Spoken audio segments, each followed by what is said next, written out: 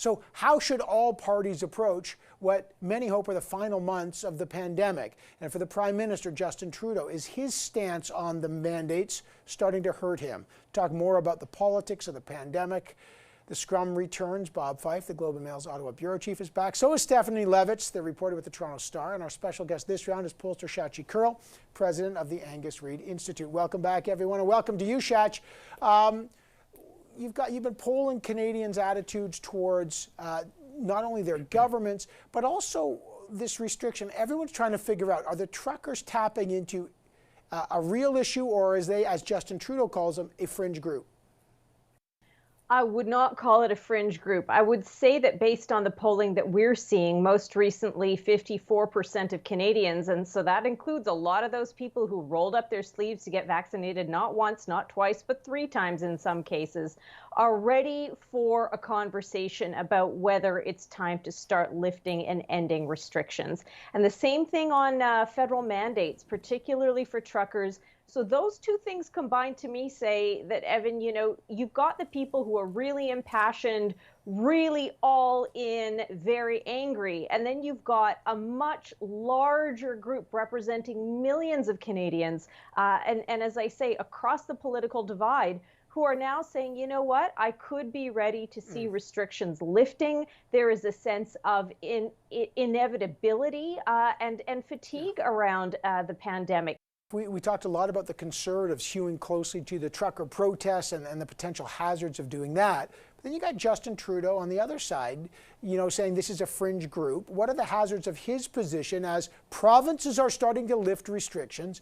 I know truckers are starting to take credit for it, even though the unvaccinated may have actually exacerbated the situation. Nonetheless, they're claiming victory on something that public health people are saying, actually, the victory belongs to the vaccinated. Yeah, and I mean, isn't that the most salient point? That at the end of the day, if we can lift restrictions, it's because people did what was asked of them and felt comfortable and trusting enough to get those vaccines in their arms. The problem that Justin Trudeau has created, I think, going back several months now, is the politicization of vaccines in the first place. That was the wrong foot off the top, to try and use vaccines as a wedge issue, to try and paint people who were hesitant or scared at a point in time, I'm going to say several months ago, to paint them as some kind of fringe lunacy movement. And one wonders, with a gentler political touch. I mean, remember when all the political leaders stood together and filmed a video about how important it was to get vaccinated?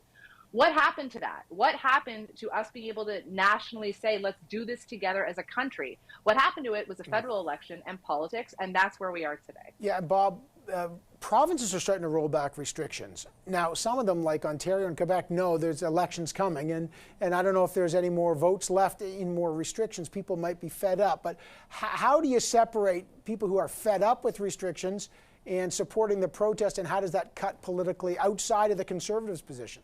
Well, look, the vast majority of Canadians have been vaccinated. They did their duty. 80% of Canadians have had 1 vaccination shot. 79%, I believe, have had 2, and a little over 50% have had their booster shot.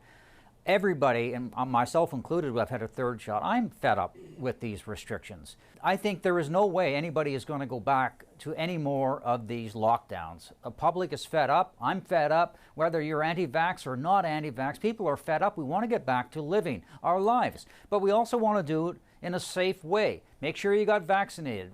Wear a mask when you need to wear a mask. And keep distance from people you don't know. It's just common sense. Okay, so Shachi, we got these trucker protests, and that's what the news is following. But essentially, they're timed at a moment where restrictions are easing anyway, as we say. Are Canadians starting to shift their attention away from pandemic stuff and back to economic factors? When you look at what Canadians want to hear now from politicians, and look, the Conservatives are about to go into a race. Justin Trudeau may have to reinvent himself after 3 terms here. What do Canadians care about right now? What's the burning issue? Well, those are the burning issues along with pandemic management. That still hasn't gone away as a top issue, but layer into that now the added challenges around inflation. This is a huge issue. A cost of a liter of gasoline. Hey, I'm talking to you from Vancouver, where it's been $1.70 for a while now. Ontario's freaking out about $1.50. We've got new data out showing 60% of Canadians feel like the federal government does not care about the issues that are important to them. They feel disengaged, and they also feel like the state of political discourse is not in a great place. Again, evenly divided over whether they think Canada's got a good system of government, and also divided over whether there's any room for political compromise in this country. Canadians are starting to look for answers about the beyond and the what comes next. And frankly, you know, it's a scary time for legislators and lawmakers, because there are a lot of issues coming at them, a lot of thorny ones, a lot of ones that do not have easy political wins. They're going to have to grapple with them anyway. Yeah, Steph, what is the biggest challenge right now for the Trudeau government as they're set for yet another budget? Are they still stuck in kind of Omicron chaos? You know, remember, I don't know how recently it was, but a few months ago when everyone saw the end of the pandemic, they thought it was coming and it was all going to be roaring 20s. Everybody predicted that, right? We were all going to run out in our flapper dresses and our big long stretches of pearls and have a roaring good time on the streets and start spending all this money and just be happy about everything. And I think what we're failing to realize, or perhaps we're getting to realize, is that this has been almost 2 years now of trauma, national trauma.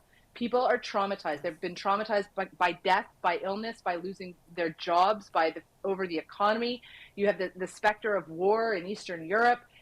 This happiness, this euphoria is not there. And so how does a government and a government in waiting try and give people that message of hope and positivity going forward, when right now people are so tired, so angry, so frustrated, and don't see a path forward? All right, Shachi Kurl, Bob Fife, Steph Levitz, man. Enough news for the three of you? Are you sure you didn't get enough news all week? There's more to come. Make it stop. Yeah. I will pray for a slow news That's right. day. If it stops, everyone gets a flapper dress. That is question period for this week.